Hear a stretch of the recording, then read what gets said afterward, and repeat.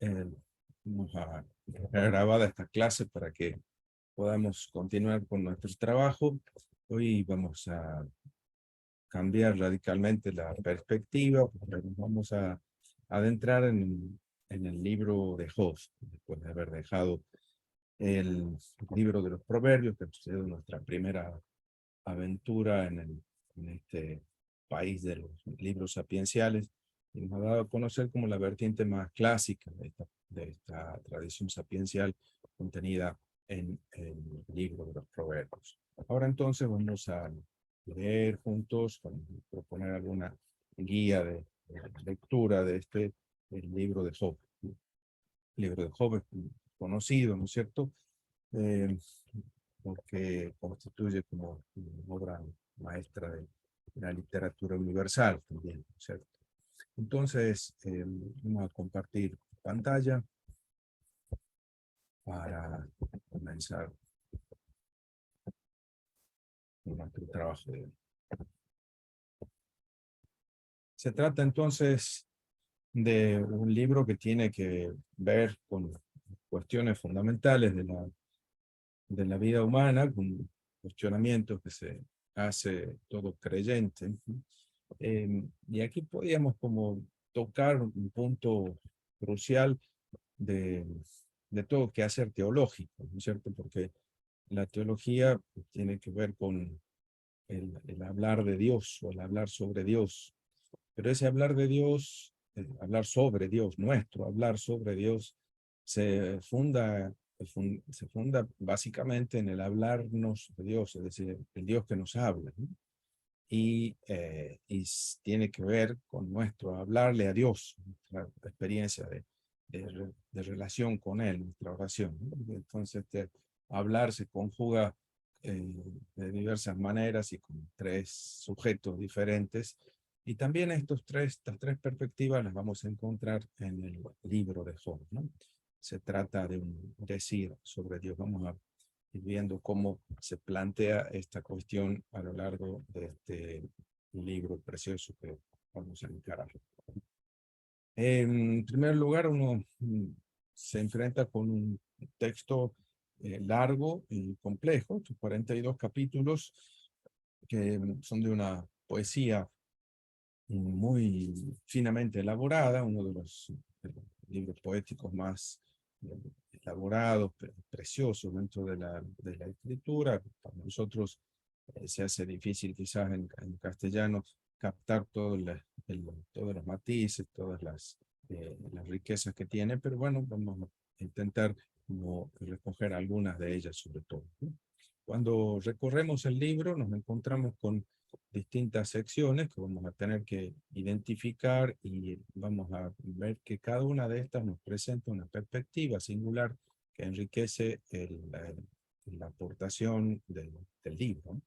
¿Qué elementos componen el libro? Entonces tiene un marco narrativo, en esto podemos salta a la vista, digamos, la diferencia. Todos los lectores de este libro lo han notado desde el comienzo, y la misma Biblia de Jerusalén, en general todas las Biblias lo notan con la diferente disposición tipográfica, ¿no? Entonces, el prólogo, capítulos 1 y 2, están compuestos en prosa, igual que el capítulo 42 del final, que constituiría el epílogo del libro, también el capítulo 42, versículos 7 al 17, estos últimos 11 versículos, también están escritos en prosa, mientras que el resto del libro, todo el cuerpo del libro, está escrito en poesía. La misma disposición tipográfica de sus Biblias seguramente se lo hacen notar. En esa parte central, en el cuerpo del libro, encontramos también un primer eh, monólogo de Job, capítulo 3, que es como un primer descargo que hace él frente a Dios, ¿no es cierto? Después de estar en silencio, explota, digamos, en un monólogo frente a Dios y a sus amigos. Y un último alegato que se reúne en los capítulos 29 al 31, ¿no? Ese, ese marco de monólogos, el primero y el último de Job, encierra toda una serie de tres ciclos, de tres diálogos entre Job y sus 3 visitantes, ¿no? O sea, hay una primera rueda de diálogo con cada uno de los 3 visitantes, una segunda y una tercera, que bueno, tienen varios problemas textuales que quizás podamos señalar en su momento en el tercero de estos ciclos de los diálogos. Sin embargo, encontramos después de ese ciclo de diálogo, capítulo 27, un capítulo 28, que es un poema sobre la sabiduría, ¿no? Como otro que encontramos también en otros libros sapienciales, ¿no? Elogio de la sabiduría, que valdría la pena incluso estudiar con detenimiento, en las 3 secciones que lo integran.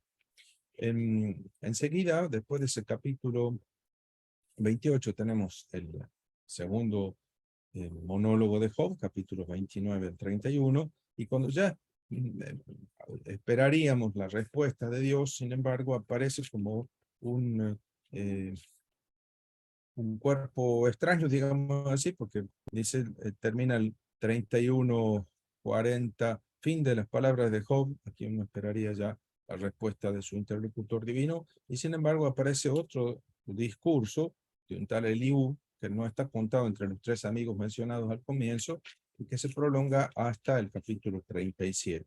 Recién en el capítulo 38 encontramos esta respuesta divina, el primer discurso de Dios. Hay 2 discursos, el primero en el capítulo 38, y así el segundo en el capítulo 40, versículo 6, hasta el final, con las respuestas de Dios, ¿no? Fíjense cómo entonces esos capítulos 38 al 42, 6, constituyen esta respuesta de Dios que viene desde el seno de una tempestad, de una manifestación divina, de una teofanía, discursos del Señor y las respuestas de Job. Esta disposición del libro, así se puede resumir así tan linealmente, plantea muchas dificultades en la interpretación, y esto ha motivado también un estudio acerca de la posible historia de la redacción del libro, ¿no? Porque un cuento en prosa que parece más bien una leyenda oriental, ¿no? La que encontramos nosotros en el prólogo y el epílogo. Casi que podríamos, si prescindiéramos del cuerpo, de la parte poética, podríamos leer el marco narrativo como una leyenda oriental, y encontraríamos también en ella una moraleja, un aprendizaje, una lección que valdría la pena retener. Y sin embargo, se ve que a partir de esa leyenda popular que podría haber circulado en el Oriente desde mucha antigüedad en Israel, el autor literario, fabuloso poeta, ha compuesto una obra literaria refinada a partir inspirándose en ese marco narrativo, en esa leyenda oriental, y lo ha desarrollado de esta manera. Sin embargo, en ese mismo desarrollo también encontramos algunas fisuras difíciles de explicar, porque, bueno, decíamos, aparece después del capítulo 27 un poema, un elogio de la sabiduría que no parece tener que ver con la argumentación y la discusión que se ha establecido entre Job y sus visitantes, no aparece en busca de ninguno de ellos 4. Y al final también esto que acabamos de señalar, la aparición del joven Eliú, que interviene como 4º visitante sin haber sido contado entre los participantes del diálogo al principio, como cabría esperar. Esto ha dado lugar a que los estudiosos esbocen una hipótesis de historia de la redacción. Yo les traigo aquí la de quizás uno de los más interesantes estudios del libro de Job, que es el de Lévesque, un francés, que nos ilumina la historia de la redacción, suponiendo estos estratos literarios que vemos a continuación. En primer lugar, un cuento, una leyenda que habría circulado ya en el siglo X o IX antes de Cristo, que encontramos nosotros en los capítulos 1 y 2, y el capítulo 42, 7 al 17. Es el cuadro en prosa, ¿no? Justamente entre el comienzo y el final, entre el planteo del problema y el desenlace que aparecen en esta leyenda, entre esas dos se habría insertado, partiendo por medio, digamos, esa leyenda e insertando en el medio este otro bloque que son, que es el cuerpo poético del libro, ¿no? En primer lugar, esta sección que tiene que ver con el monólogo de Job, capítulo 3, los diálogos de los capítulos 4 al 27, el último monólogo de Job, el último alegato que él hace en los capítulos 29 al 31, y la respuesta divina en el capítulo 38 al 42.6, ahí dice 2.6, 42.6. Eso sería el libro, digamos, la obra literaria, así, habría sido elaborada probablemente en la primera mitad del siglo V, es decir, ya eh, en el post-exilio, en Judea, muy probablemente. Hacia mitad de ese mismo siglo se habría insertado este otro bloque de capítulos 32 al 37 que nos trae el discurso de Eliú. Y finalmente, entre los siglos IV y III, una reflexión, una meditación, un autoelogio, una periautología de la sabiduría, que es el que encontramos en el capítulo 28. Esta historia de la redacción nos permite entender de alguna manera las diferencias de perspectivas entre las distintas secciones que encontramos cuando leemos el libro con detenimiento. Bueno, se trata de hablar de Dios, ¿no? Entonces aquí, hablar de Dios que es clave en la teología. La teología es un discurso sobre Dios, ¿no? Y sin embargo nosotros sabemos que Dios es un misterio inagotable. El misterio no dice solamente que está escondido, oculto, sino que también ha de ser revelado, ¿no? Dice Santo Tomás en la Suma Teológica que de Dios no podemos saber lo que es, sino solo lo que no es, ¿no? Entonces, es más lo que sabemos que no es que aquello de lo que sabemos que es, ¿no? Entonces, ¿por qué? Porque siempre es más lo que queda en el misterio de Dios que lo que nosotros alcanzamos a conocer con nuestra limitada ciencia humana. Y sin embargo, ese misterio ha de ser revelado, ¿no? Eso dice, es propio del misterio, es de la esencia del misterio, el hecho de tener que ser revelado, ¿no? Y solo revelado se conoce. Entonces, este misterio ha de ser revelado en el hablar de Dios, es decir, este misterio ha de ser revelado por el mismo Dios que habla, por el Dios que ha decidido hablar con los seres humanos, ¿no es cierto? Revelarse a sí mismo y darnos a conocer el misterio de su voluntad, como dice Dei Verbum número 2. Esa revelación, sin embargo, dice ese precioso texto del Mateo 11 y de Lucas 10, esa alabanza puesta en la boca de Jesús, que dice, viendo la acción de sus discípulos y la respuesta de la gente, Jesús cuando regresan sus discípulos de la primera misión, tiene una oración, dice, arrebatado en el gozo del Espíritu Santo, Jesús dice, te alabo Padre, Señor del cielo y de la tierra, porque has ocultado estas cosas a los sabios y entendidos y se las has revelado a los pequeños. Sí, Padre, porque así te ha parecido bien. Aquí, en esta manera oriental de contraponer, ¿no? Ocultar a unos, revelar a otros, lo que se está subrayando es la gratuidad de esa revelación. Es decir, no hace falta ser sabiondo y prudente y doctor para acceder a esta revelación. ¿Por qué? Y bueno, porque no se trata del fruto de un esfuerzo humano, sino de la gratuita revelación del Dios que quiere, si le da la divina gana, de darse a conocer.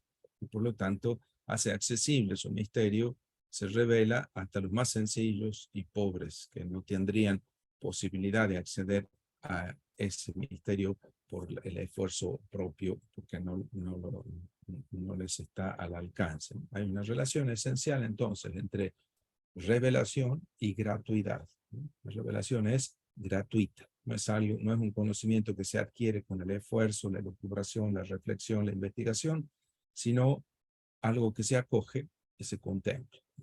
Entonces, por último, Dios es, en primer lugar, a Dios se le contempla al mismo tiempo que se pone en práctica su voluntad, que se compromete uno con su reino.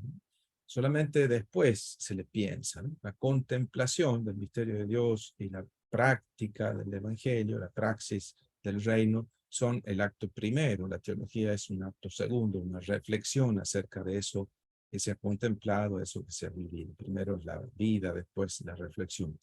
Y primero es el silencio, después la palabra.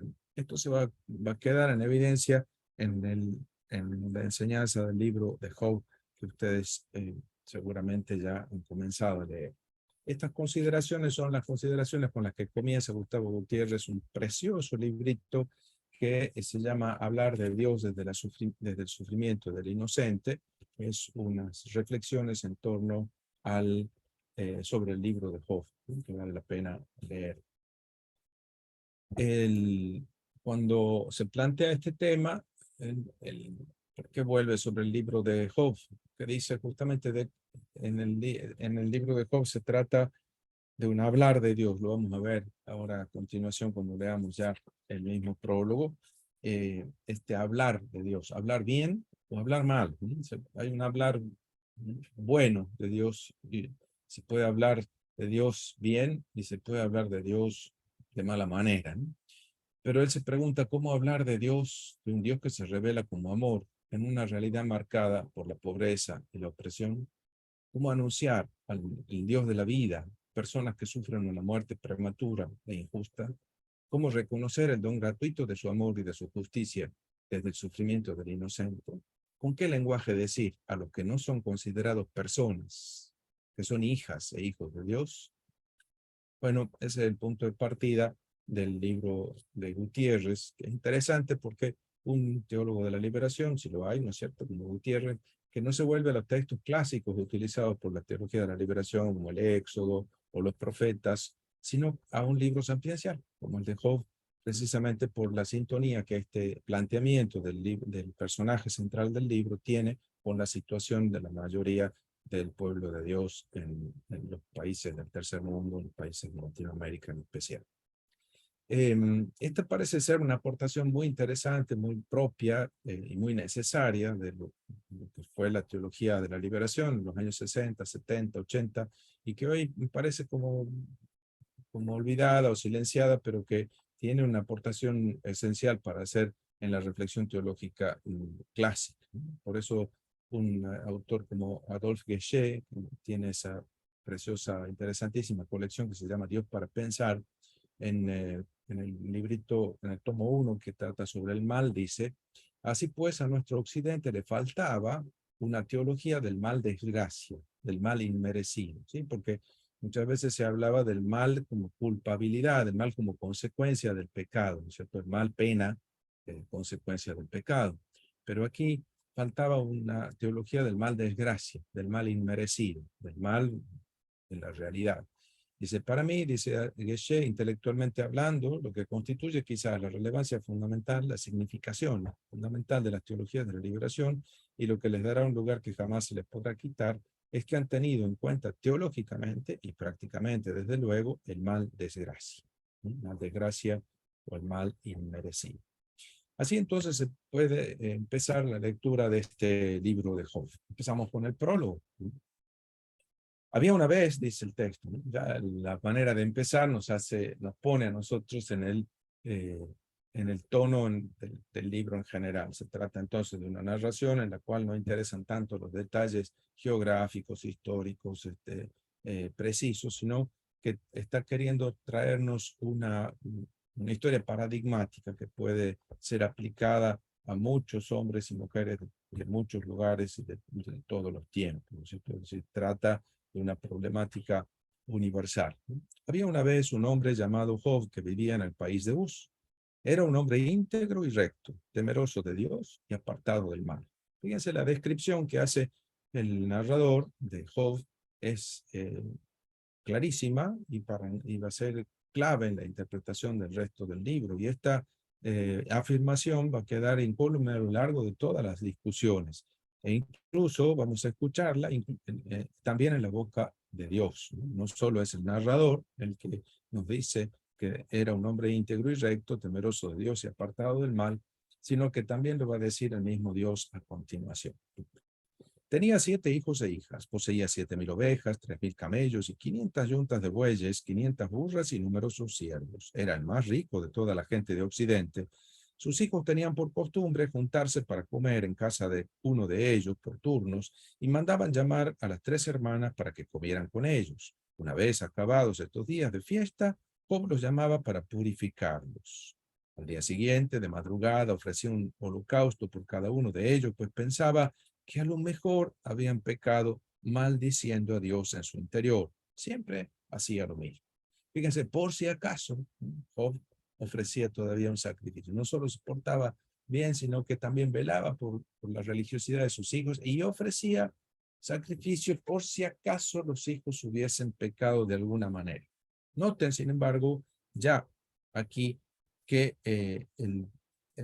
qué tipo de pecado es el que más teme que hayan cometido los hijos. Dice, a lo mejor hubiesen pecado maldiciendo a Dios en su interior, ¿no? Ese versículo 5, ¿no? Eh, Aquí ustedes van a encontrar, si leen en hebreo, en realidad dice bendiciendo a Dios. Muchas veces se usa en la Biblia eh, como eufemismo de maldecir, cuando se trata de maldecir a Dios, el verbo bendecir, ¿no? Pero se entiende por el contexto que se trata de maldecir. Lo aclara también la notita de la Biblia de Jerusalén que ustedes pueden leer a continuación. Segundo bloque, el diálogo entre el Señor y el Satán. Pasamos del plano terrenal al plano celestial. Esto suele pasar también en algunas de las obras dramatúrgicas griegas, que hay como dos planos, ¿no es cierto?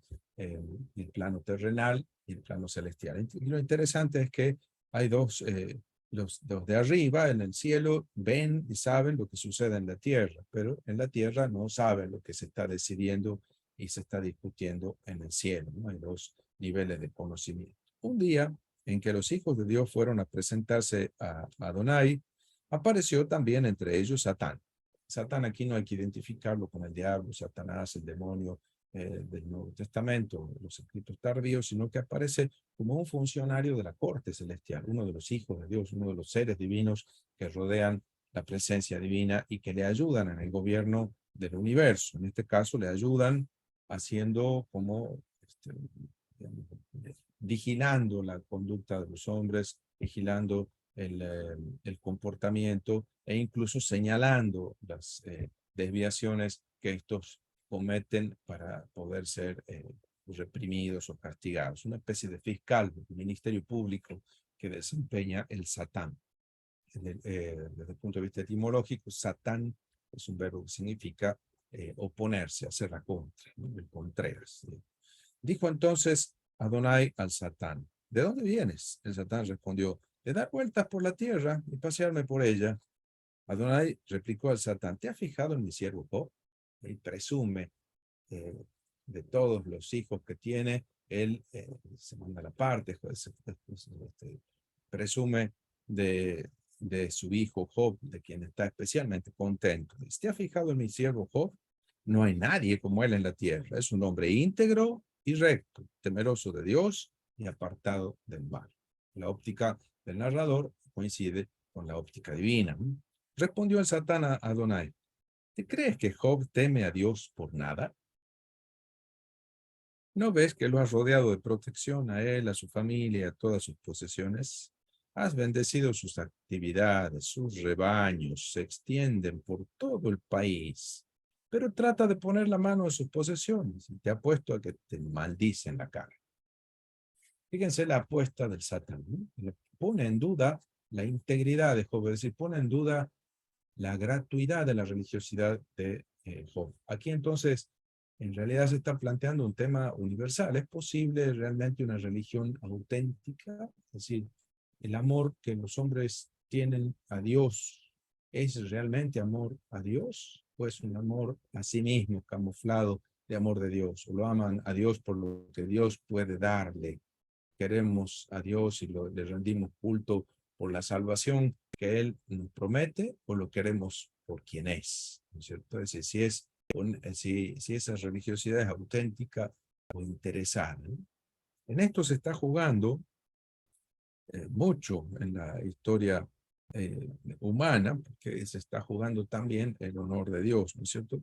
Dios podría haber dicho, haber pasado por alto este desafío, pero de esta manera habría quedado la duda, ¿no es cierto? Si realmente Dios es honrado por sí mismo o si simplemente se lo busca por el interés de lo que Dios le puede conceder a los seres humanos, ¿no es cierto? Pero Dios acepta el desafío y lo acepta porque confía en que su siervo Job lo ama de verdad y le rinde culto sincero.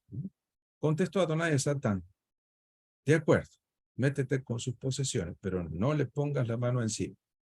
Y el Satán salió de la presencia de Adonai. Bueno, primera escena, entonces, primera apuesta, ¿no es cierto?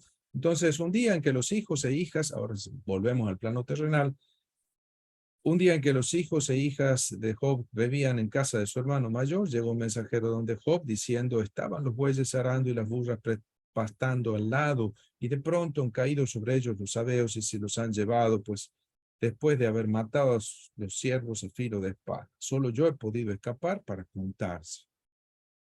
Todavía estaba hablando cuando llegó otro con el siguiente mensaje: ha caído del cielo fuego de Dios y ha pegado fuego y consumido a las ovejas y a los pastores. Solo yo he podido escapar para contar. Todavía estaba hablando cuando llegó otro con el siguiente mensaje: los caldeos, divididos en 3 grupos, se han echado sobre los camellos y se los han llevado después de haber matado a los siervos a filo de espada. Solo yo he podido escapar para contarte. Todavía estaba hablando cuando llegó otro con el siguiente mensaje: tus hijos e hijas estaban comiendo y bebiendo en casa del hermano mayor. De repente un viento huracanado de otro lado del desierto ha embestido contra los 4 ángulos de la casa, que se ha derrumbado sobre los jóvenes y han muerto. Solo yo he podido escapar para contártelo. Se levantó Job, rajó su manto, se rapó la cabeza. Después cayó en tierra en actitud humillada. Fíjense, ha perdido todo: posesiones, familia, es decir, ha perdido la riqueza presente y la perspectiva de un futuro, como descendencia, continúe su apellido, su familia. ¿Y cuál es la actitud de Job? Se levantó, rasgó su manto, se rapó la cabeza, cayó en tierra en actitud humillada. Es decir, hace duelo. Duelo, esa es la respuesta de Job, versículos 20 al 22. Y dijo: desnudo salí del vientre de mi madre y desnudo volveré a él. El Señor me lo ha dado, el Señor me lo ha quitado, bendito sea el nombre del Señor. ¿Cómo concluye el narrador con esta indicación? Versículo 22. A pesar de todo, Job no pecó ni imputó nada indigno a Dios. No habló mal de Dios, no dijo nada malo de Dios. Fíjense cómo lo que está en juego es el discurso acerca de Dios, la forma correcta o incorrecta, buena o mala de hablar de Dios, ¿no? De hablar de Dios. Primer acto, digamos, concluido así. Viene un segundo acto que empieza otra vez en el plano celestial. Un día en que los hijos de Dios fueron a presentarse ante Adonai, apareció también entre ellos el Satán, y dijo Adonai al Satán: ¿de dónde vienes? Respondió: de dar vueltas por la tierra y de pasearme por ella. Adonai respondió al Satán: ¿te has fijado en mi siervo Job? No hay nadie como él en la tierra. Es un hombre íntegro y recto, temeroso de Dios y apartado del mal. A pesar de todo, persevera en su integridad, y eso que me has incitado para que lo destruya sin motivo, innam, ¿no? Es decir, sin tener causa. Contestó el Satán a Adonai: piel por piel. El hombre da por su vida todo lo que tiene, pero trata de ponerle la mano encima. Dáñalo en los huesos y en la carne, y te apuesto a que te maldice en la cara, ¿no? Respondió Adonai al Satán: lo dejo en tus manos, pero respeta su vida. El Satán salió de la presencia de Adonai e hirió a Job con úlceras malignas desde la planta del pie hasta la coronilla. Jacob se sentó en el polvo y tomó un cascote para rascarse con él. Su mujer le dijo entonces: ¿aún persistes en tu integridad?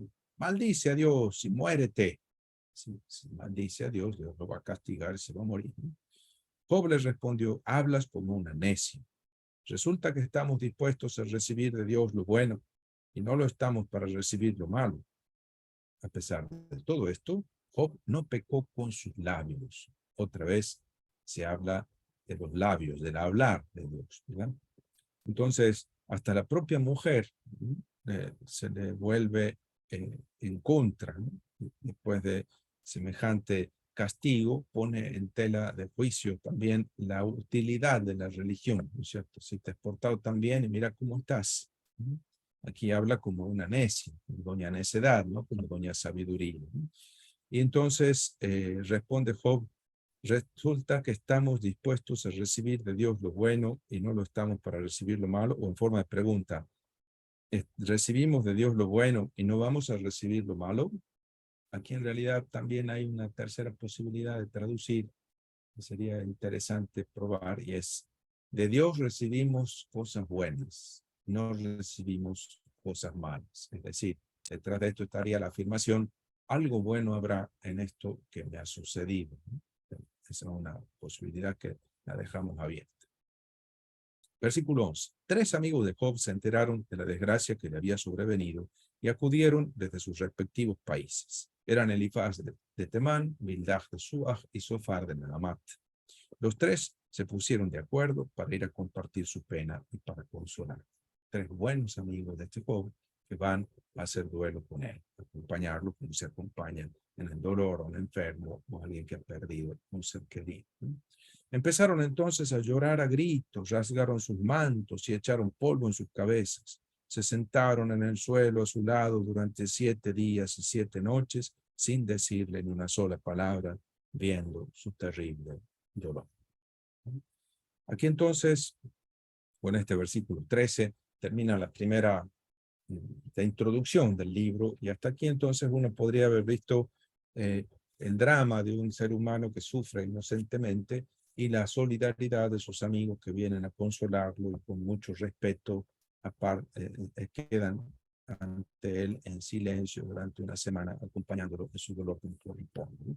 Después el mismo Job va a decir en el capítulo 13 que esta fue la única actitud sensata de sus amigos, ¿no? Porque hasta ese momento entonces se portaron como amigos. Después cuando empiezan a intentar explicar el sufrimiento, ahí meten la pata, ahí arruinan toda la buena acción que habían hecho acompañándole en ese momento.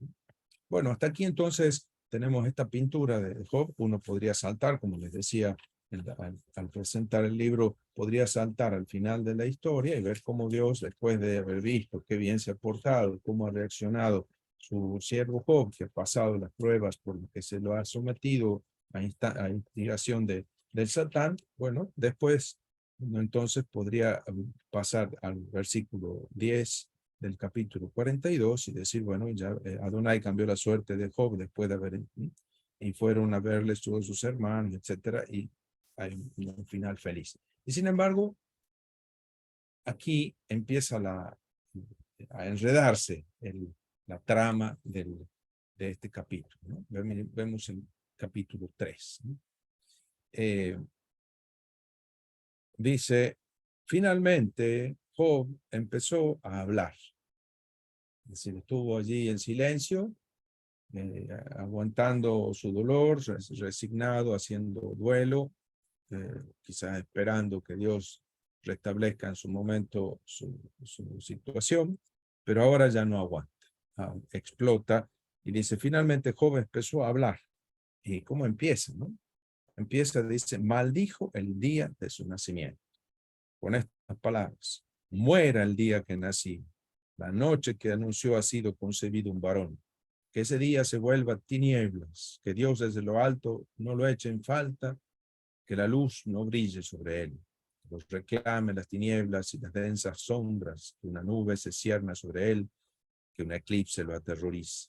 Sí, que la oscuridad se apodere de él, que no se sume a los días del año, ni entre en el cómputo de los meses. Reniega el día de su nacimiento. Vamos a ver cómo a lo largo de este capítulo se manifiesta una persona como muy diferente de la que se nos pintaba en los capítulos 1 y 2. En contraste con ese hombre de fe, sumiso, paciente, del prólogo, aparece aquí un Job amargo y agresivo que rompe el silencio con una maldición, versículos 3 al 10. ¿No?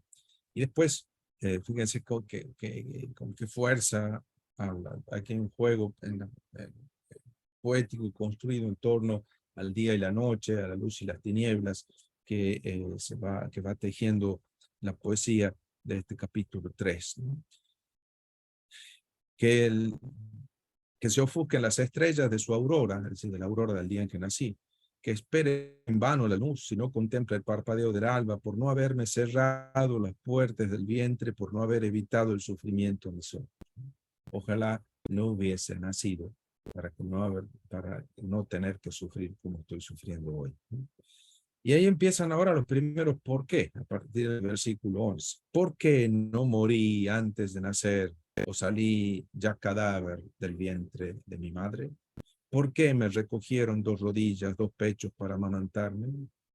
Ahora reposaría en paz. Ahora dormiría tranquilo con los reyes y consejeros de la tierra que se hacen construir mausoleos, con los príncipes que abundan en oro, que llenan de plata sus tumbas. Como aborto ignorado no existiría, como niño que no llega a ver la luz.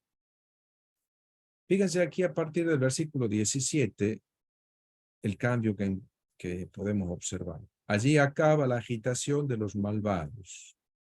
Allí reposa la gente ya sin fuerzas. Hasta los prisioneros descansan en paz, sin oír los gritos del capataz. Allí van a parar pequeños y grandes. Allí el esclavo se libra de su dueño. Es decir, aquí el caso personal de Job empieza a generalizarse desde el versículo 17 y se convierte Job en portavoz, digo, de la humanidad sufriente.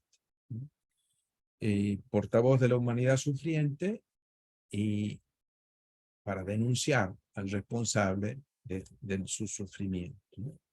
¿Por qué dio a la luz a un desdichado? ¿Dio vida a los que viven amargados? ¿Por qué quién? ¿Por qué Dios dio a luz a un desdichado? Vida, ¿por qué dio vida a los amargados? ¿Para qué trae al mundo a la gente? Para que sufra.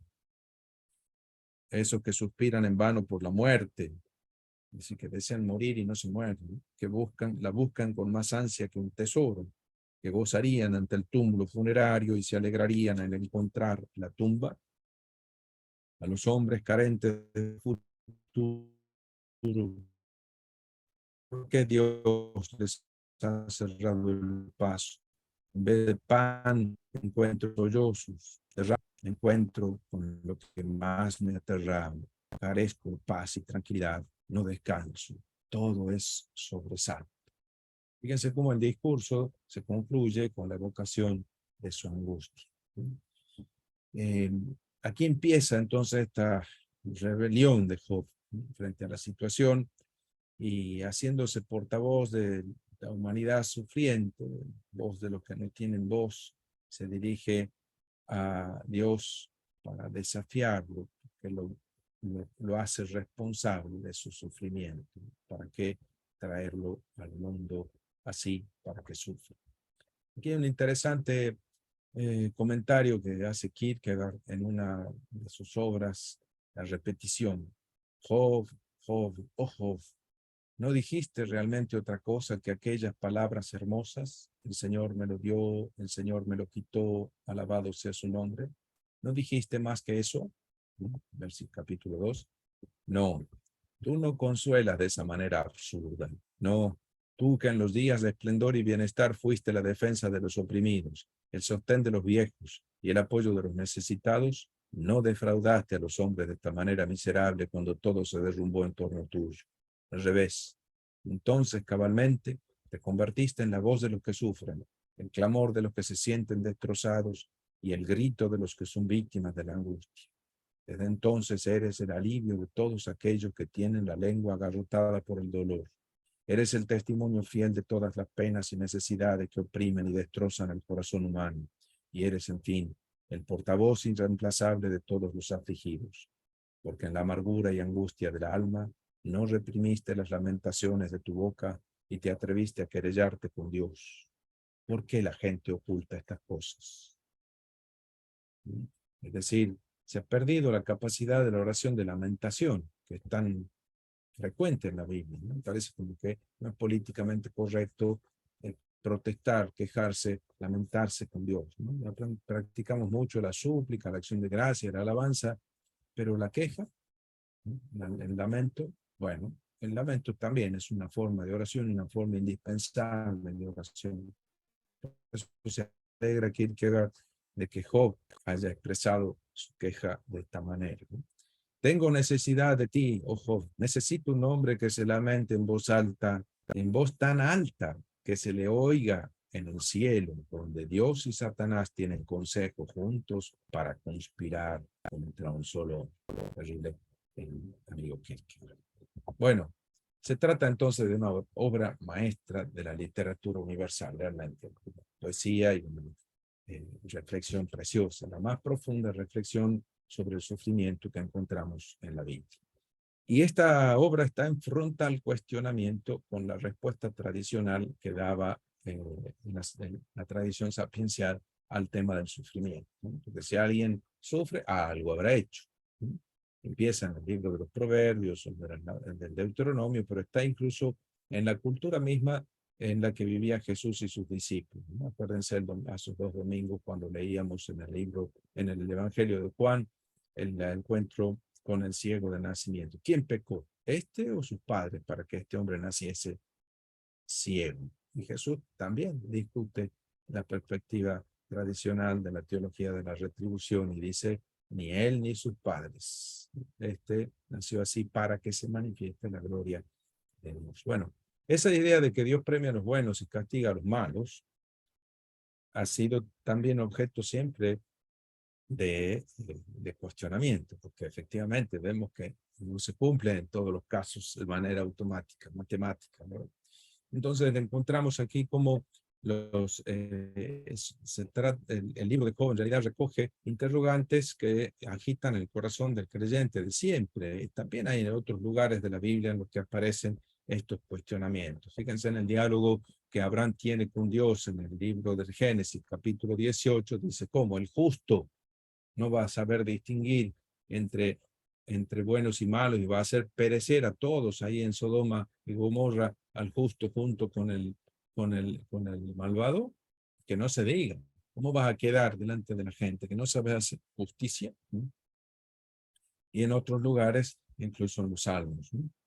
Bien, en la idea que hay en el libro es este enfrentamiento de la teología tradicional hecha de axiomas teológicos, esta teología deducida desde principios, y la experiencia de Job, la teología que se elabora a partir de los cuestionamientos que la misma experiencia real le plantea, ¿no? Fíjense, los amigos de Job se van a aferrar a sus axiomas teológicos, van a intentar explicarle lo que le está sucediendo a Job a partir de sus axiomas, ¿no? Recuerda esto, ¿quién pereció siendo inocente? ¿O dónde fueron exterminados los hombres rectos? Bueno, yo te podría citar 10.000 casos, pero ellos no los ven, porque están cerrados en sus principios teológicos sin ver que la realidad los desmiente groseramente. ¿Puede un mortal ser justo ante Dios? ¿Es puro un hombre ante su creador? Bueno, allí lleva al extremo la cuestión diciendo, bueno, en realidad todos los hombres son imperfectos y pecadores, entonces nadie puede esgrimir ante Dios absoluta inocencia y decir que no puede explicar su sufrimiento a partir de algún pecadito que por ahí puede haber cometido y haber sido merecedor del castigo que se está padeciendo, ¿no? Sin embargo, Job parte de su propia experiencia y entonces discute esta teología, ¿no? Desde su propia realidad, ¿no? Fíjense entonces, Job los confronta a sus amigos desde la propia experiencia de vida. ¿Acaso Dios distorsiona el derecho y el Todopoderoso tergiversa la justicia? Todo es igual. Por eso digo, Él extermina al íntegro y al malvado.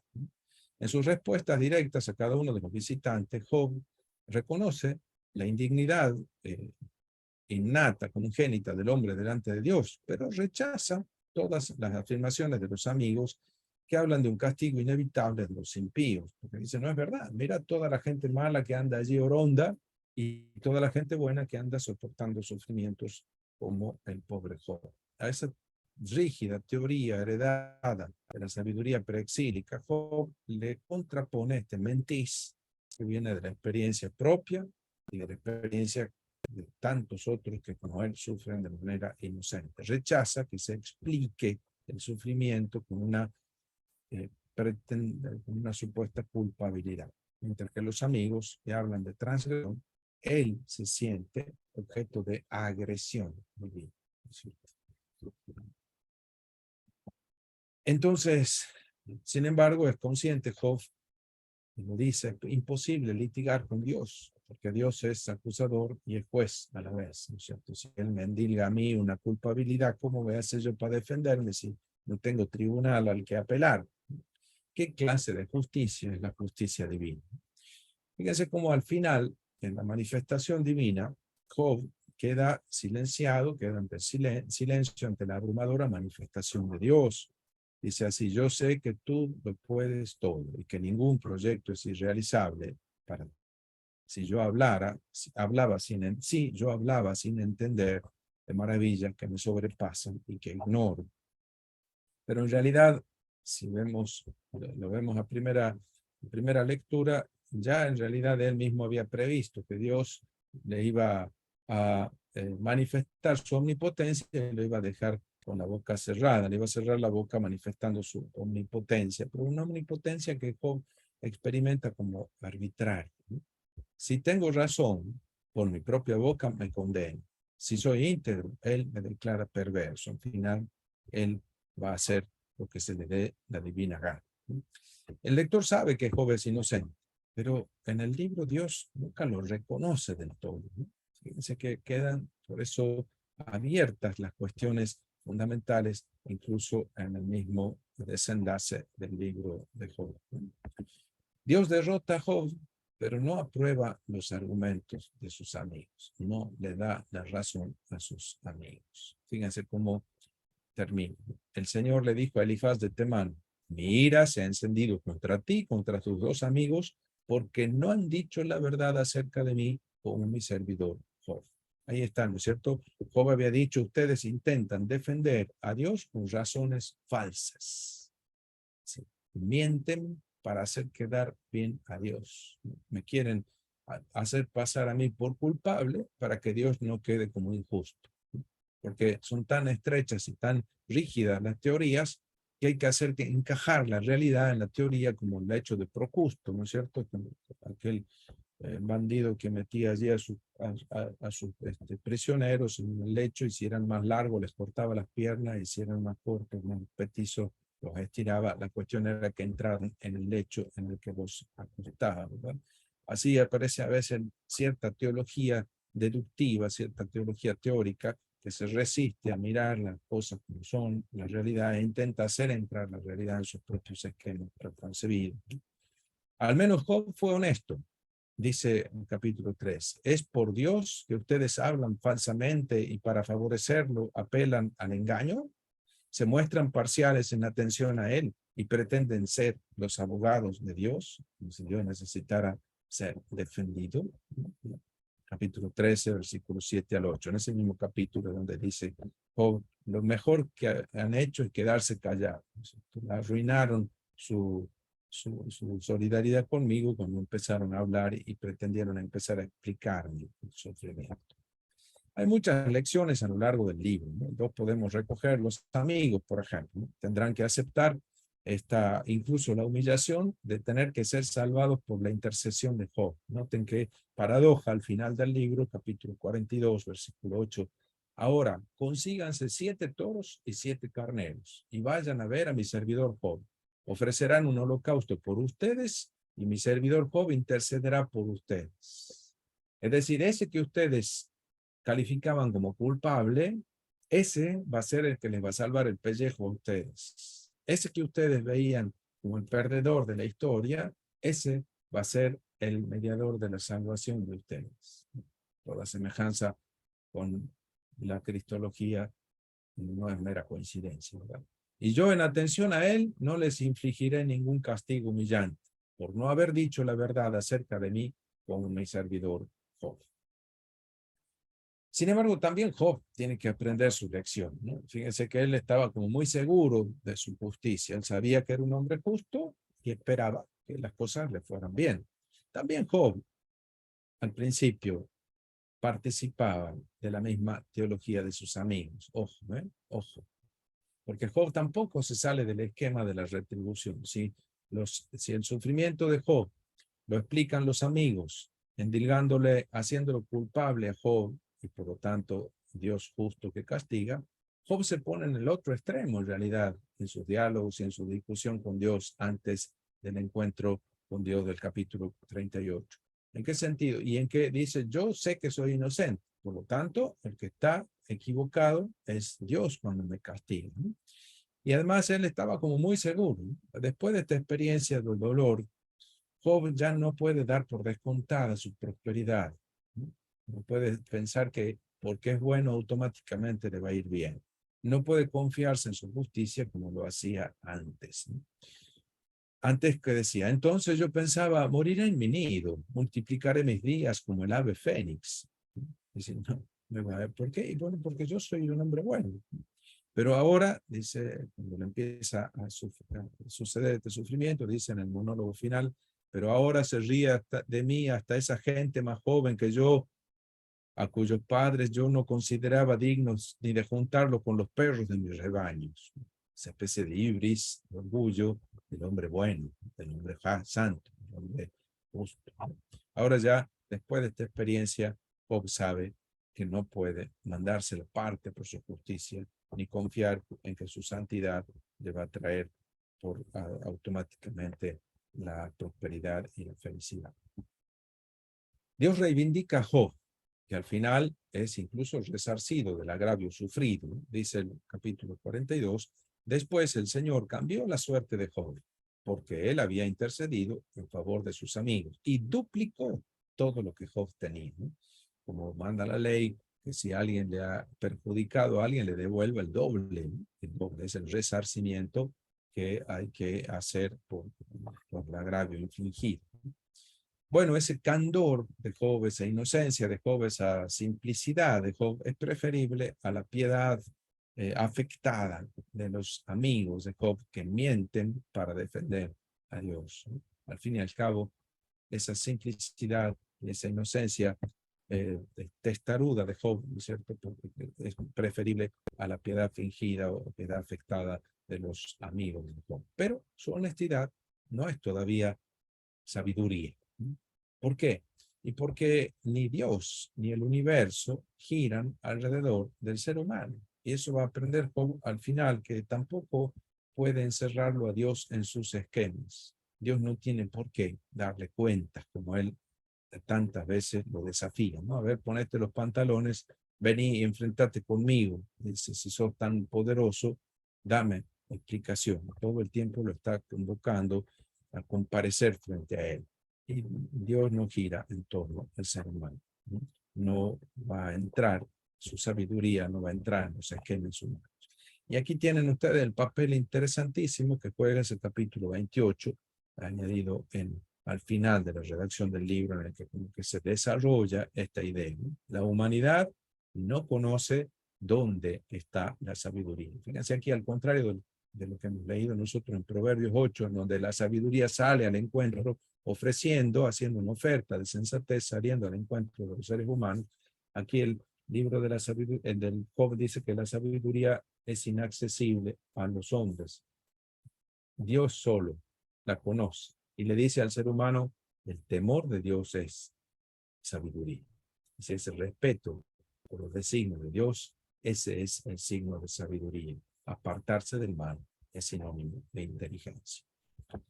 Bueno, aquí entonces podríamos leer, nosotros tiene varios estudios interesantes de Beck sobre Job, y sobre todo lo pueden ver en castellano en ese resumen que él hace en el cuadernillo bíblico 53. Vamos a ver cómo evoluciona, cómo madura la fe de Job. Podemos resumirlo en estas cuatro fórmulas, ¿no es cierto? Como la libertad de la fe no se podía encontrar sin esa intensa purificación de la imagen de Dios. Es decir, esa honestidad, esa sinceridad, esa fe desinteresada, esa fe libre, ese amor auténtico por Dios, solo se consigue cuando se purifica de esta manera, ¿no? De ahora en adelante, Job se encamina hacia la paz, pero a precio de una cuádruple superación. Sobre todo, renuncia a culpabilizar a Dios, ¿sí? Job le había entablado un largo proceso a Eloá, a Dios, ¿sí?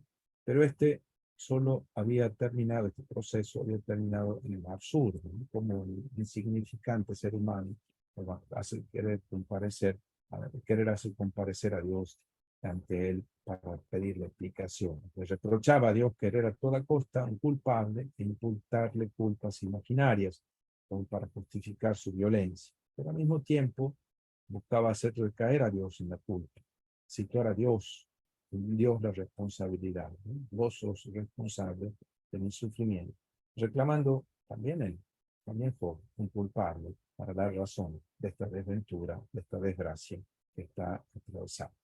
Pero si Dios ya no es santo, tampoco es ya deseable.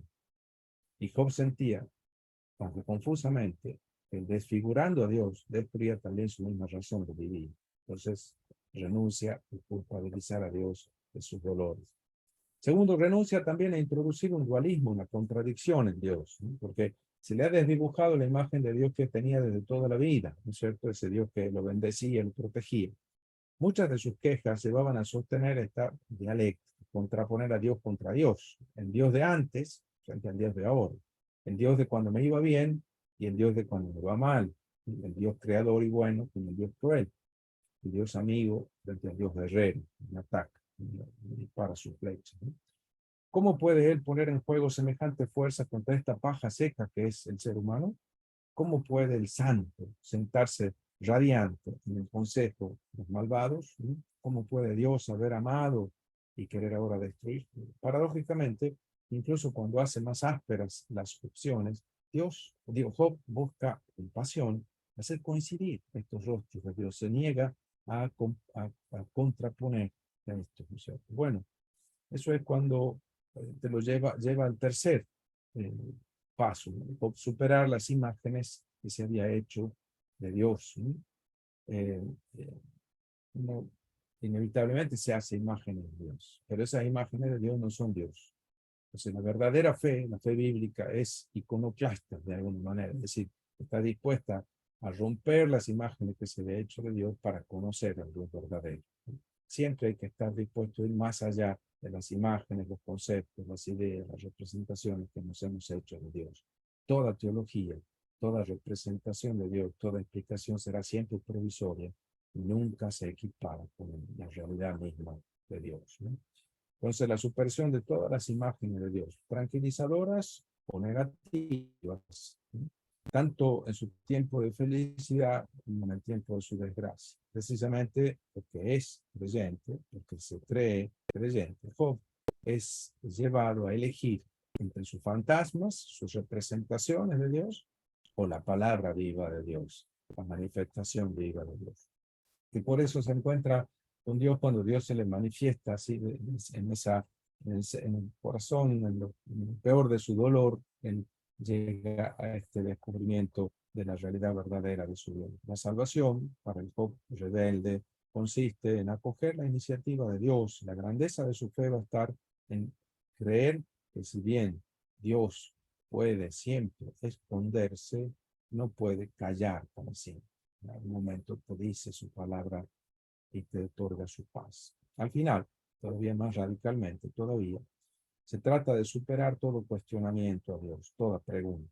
Es lo que dice en el capítulo 42. Comprendo que todo lo puedes y nada te resulta imposible. He hablado de manera irresponsable de cosas que me superan y no entiendo. Conocía solo de oídas, pero ahora te han visto mis ojos. Por eso me retracto y me arrepiento entre el polvo y la ceniza.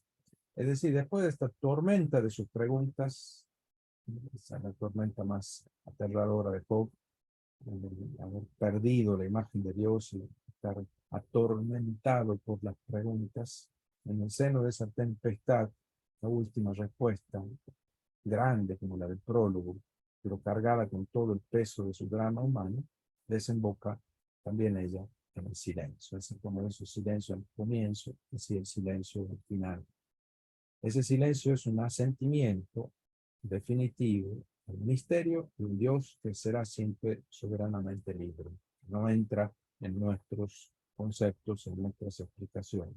Ahora sí, Job sabe que no sabe. Reconoce que Dios lo puede todo y que en sus reservas divinas solo tiene maravillas. Veré a Eloá, había dicho en el capítulo 27. Había gritado, yo sé que veré a Eloá, veré a mi Redentor en esta mi carne. Ahora lo ha visto, más allá de toda imagen, y ha entendido que no se puede juzgar el corazón de Dios a partir de las alternancias de la suerte del corazón humano o de las situaciones inexorables de su destino. Bueno, entonces, así podemos nosotros enfrentarnos con este libro precioso, pero yo los invito a leer con detenimiento y a disfrutar. Y tienen también allí dos o tres adjuntos que les he colocado en el aula virtual para que puedan guiarse mejor en la lectura. Voy a poner también una tarea para la semana próxima que tiene indicaciones, es muy sencilla, en el adjunto que también está en el aula virtual. Bueno, buena suerte con todo. Nos vemos la semana próxima, si Dios quiere.